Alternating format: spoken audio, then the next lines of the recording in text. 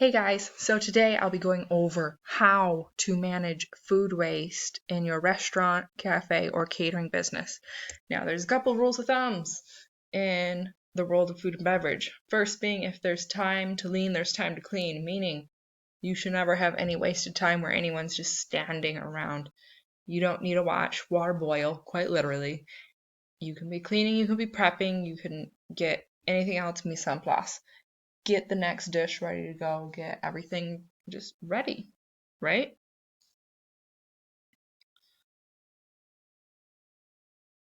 Time is money, meaning it goes hand in hand with that.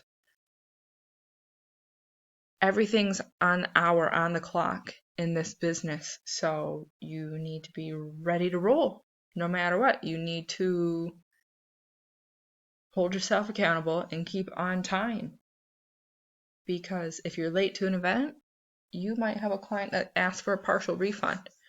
You will eat that cost. You still have to pay your staff, all these things.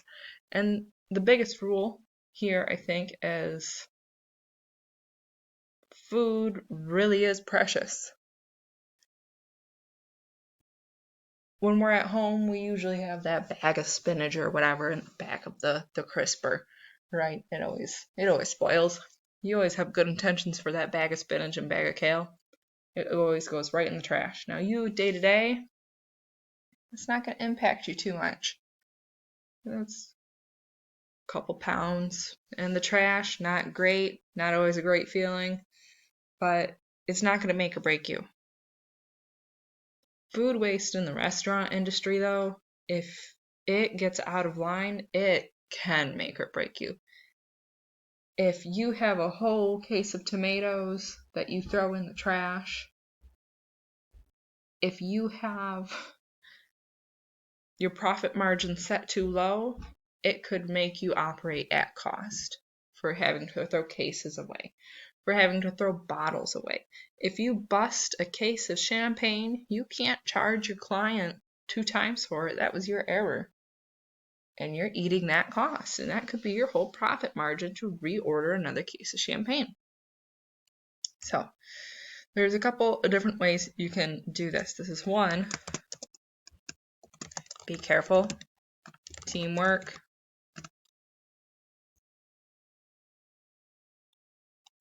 Be safe. We'll just lump it in this way. The champagne example. If you break a bottle of champagne, there's no salvation. It's gone. Bye-bye. Toodaloo.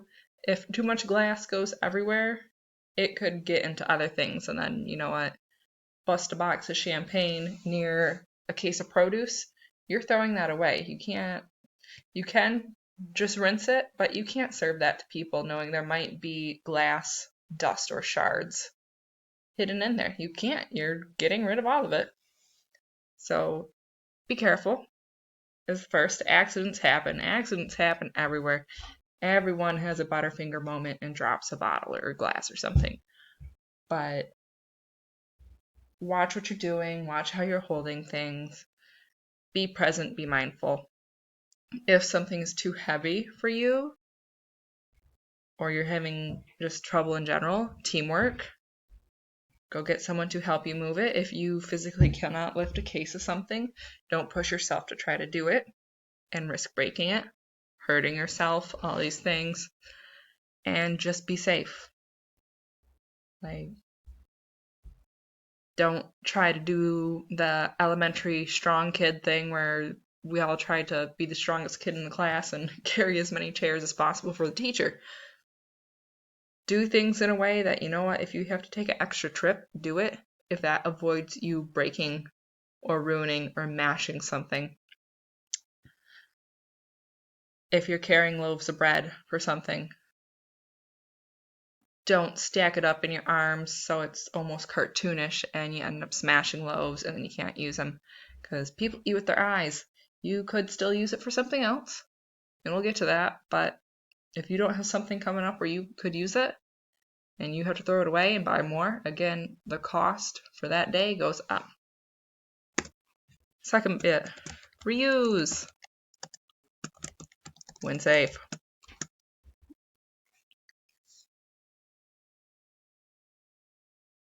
If you can repurpose something and it doesn't affect the safety of that food item, do it.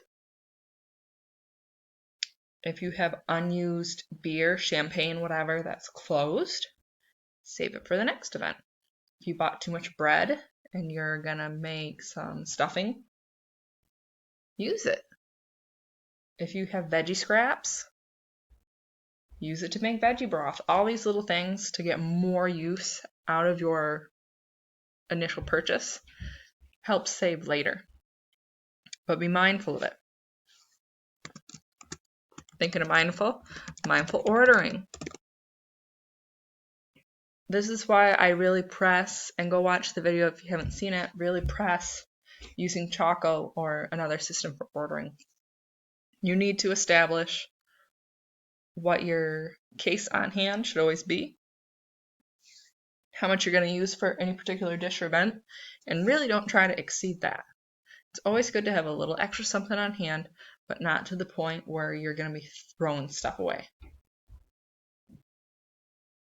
You can feel or want to say that you're being prepared.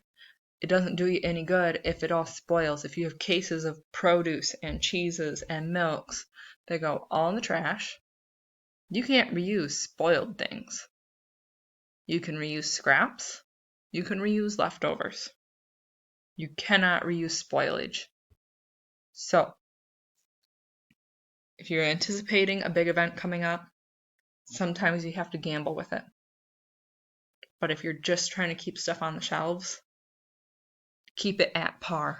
If you're headed into a slow season, adjust your ordering around that, and you will have less food waste.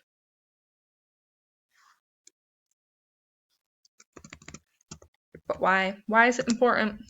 Other than cost saving, it helps you look better. It really does. You don't want to be that cafe, that restaurant, that company that always has bins and bins of food waste and other nasties always outside because you can never order properly. There's cases of rotten produce and milk and everything, and it doesn't look good when someone's walking past and they see how much you are throwing away. It doesn't look good. It does impact your business and how you look in the public eye. If someone refers their friend to you, but their friend's seen all that waste, you're like, oh, do I really want to support a company that's willing to waste food? They're willing to just order on whim. You can lose business over it. So that is why it is so important to manage your food waste and only use what you're going to use. That and it saves a large amount of money for you. This is the world of food and beverage. Nothing's free here. You have to purchase your raw supplies and materials to make your end product. You purchase too much, you're not making that end product. And you can only reuse so much. Day-old pastries and breads make great toasties and sandwiches the next day when heated. Spoiled cheese and milk, right in the bin. So be sure this is on the top of your list when setting up your business, when establishing protocols. Manage your waste. Be sure there's systems in place and log it all. Everyone has a fluke week once in a while. Anytime you have to throw something away, whether it was dropped, spoiled, sent back, record it so you can see what's happening and why. Is there an odd spike in steak thrown out this week? Oh, maybe the chef's special wasn't a hit and people were sending it back to the kitchen. Oh, there's a really odd amount of milk tossed out. Oh, there was a plan on having a weekly special where it was going to use more and had chefs change their mind. Whatever it might be. Have SOPs and protocol in place out the door.